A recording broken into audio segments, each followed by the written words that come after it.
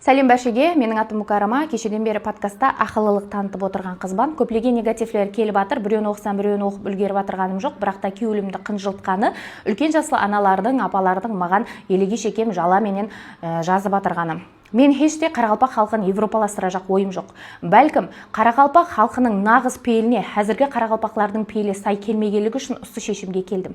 Кеңесбай Рахманов, Төлепберген Қайыпбергенов, Шәудірбай Сейітовтің шығармаларын оқың. Әне сонда хақиқи Қарақалпақ халқының мінезі пейілі сәулеленген. Бұрынлары Қарақалпақлар той беруге асла қорықпаған. Себебі ол кезде адамды сынау деген нәрсе болмаған. Біреудің тесігін жыртық етіп айтып, өсек тарқату болмаған. Біреудің дастарханын сынау болмаған. Қорасында малы жоқ, үйінде дүниясы жоқ адам да баласын үйлендіре алған. Себебі халық бір болып, ауызбіршіліктен бір жағадан бас шығарып, той бере алған, кішігірім етіп, пайызлы етіп, ешкім бір-бірінің үстінен күлмеген.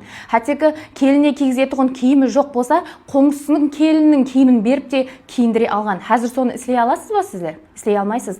Тойға кеткен ысырапкершілікті жою арқалы еш болмаса соннан қалған ақшаны балаларымыздың келешегіне инвестиция қылайық деп атырман. Шетел мемлекетлері әлдеқашан бұны өздерінің тұрмысынан дәстүрге айналдырған, балаларының келешегіне инвестиция қылады. Біз балаларымызға шақырық мерекеден басқа нәрсені мирас қылып қалдырып атырғанымыз жоқ. Ол бір. Бұл жерде мақсат Қарақалпақ халқын европаластыру емес. Бәлкім тойларды ықшамластырайық, ысырапкершілікті жояйық деген мақсатте. Әлбетте мен бұны дәстүр қылмақшы емеспен. Бұл менің жеке пікірім еді. Көплеген ысырапкершіліктерді көріп атырман ресторанлардағы тойларда. Екі ауқат тартылуы керек деген заң қашан шықты? 50 миллион, 70 миллион, 80 миллион кредит алып, апуайы шаңарақлар той беріп, сол қарызын төлей алмай отыр. Ал тауар, шүберек, костюм шалбарға келетұғын болсақ, тойларға ақшамызды апарып жаздырайық, қарызланып берген той иесі сол ақша арқалы еш болмаса қарызын құтылсын деген мақсатте.